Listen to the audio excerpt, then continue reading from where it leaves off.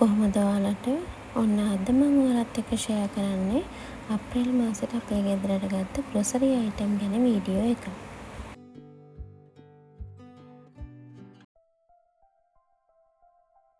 මේ තමයි මම හදන් තියෙන ග්‍රොසරි ලිස්ට් එක. මෙතන තියෙන්නේ මාසෙකට අපිට අනිවාර්යයෙන්ම අවශ්‍ය කරන බඩු ටික.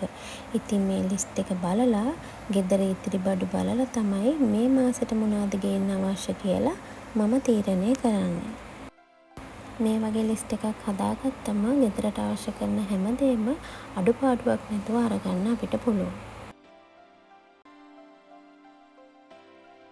එහෙනම් දැන් අපි බලමු මේ අවුරුදු මාසෙට අපේ ගෙදරට ගේන්න ඕන වුණු ග්‍රොසරි අයිටම් මොනවද කියලා. ඩයමන්ඩ් බ්‍රෑන්ඩ් එකකින් කිරිපිටි පැකට් 3කුයි නෙස්ටමෝල් එකකුයි දැනටම අරගත්තා. මේ ටික නම් මාසයක් පාවිච්චි කරන්න මදි වෙනවා. අවශ්‍ය වෙලාවට ආයෙත් අරගන්න. විතරත් ඉතිරි වෙලා තියෙන නිසා මේ මාසෙට මම සීනි කිලෝ 5ක් අරගත්තා. මේ මාසෙට ඉතින් කොහොමත් වැඩිපුර බඩු වුණ මාසයක්නේ.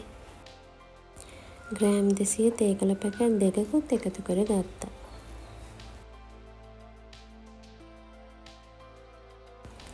මාසෙට වැඩිපුරම පාවිච්චි වෙන්නේ පරිප්පුනේ. ඒ නිසා මේ මාසෙට පරිප්පු කිලෝ 3කුත් අරගත්තා.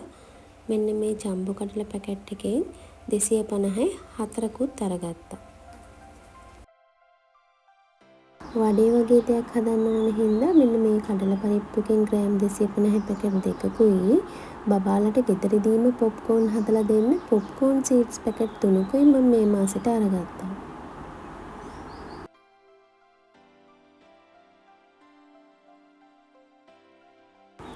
කැවිලි වර්ග හදන්න මේ මාසෙට වැඩිපුර පාන් පිටි ඕනනේ. ඒ හින්දා මම කිලෝ එකේ පාන් පිටි පැකට් 3ක් තමයි මේ මාසෙට අරගත්තේ. පාන් පිටි වගේ දෙයක් ගන්නවා නම් පැකට් කරපුවා ගන්න අමතක කරන්න එපා.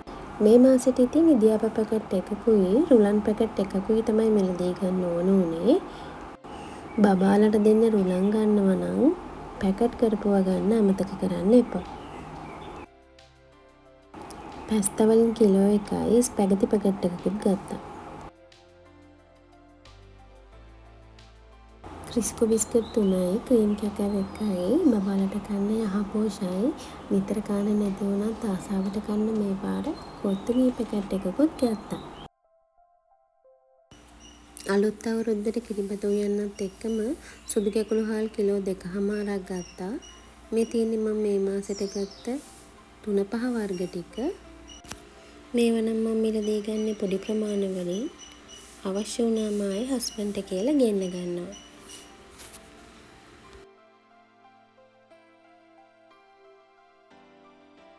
කෑමට ගන්න ඉසි ලුණු පැකට් එකකුයි පොඩි ලුණු පැකට් දෙකක් ගෙන්න ගන්නවා පලා වර්ග එහෙම හොදන්න. ඒ වගේම පපඩනුත් අරගත්තා. මෙතන තියෙන්නේ සති දෙකකට අපිට අවශ්‍ය කරවල ටික. කරවල වර්ග 4කුයි උඹල කඩයි තමයි තියෙන්නේ. ගෙදර සුදු ලුණුත් ඉතිරි වෙලා තියෙන නිසා මේ ටික තමයි මට මිලදී ගන්න ඕන උනේ. ඒ වගේම මම රතු ලුණු ටිකකුත් මිලදී ගත්තා. ලොකු රින්ස පැකට් එකකුයි 4 පැක් එකේ මේ සබන් බොක්ස් දෙකකුයි ගත්තා. ඒ වගේම මේ මාසෙට ටූත් පේස්ට් එකකුත් ගත්තා. ඔන්න මේ තමයි අඩුපාඩු බලලා මේ මාසෙට මට ගන්න ඕන වුණු බඩු ටික. මේ වගේ වීඩියෝස් දිගටම බලන්න ඕන නම් subscribe කරලම මගේ channel එකත් එක්ක එකතු වෙන්න.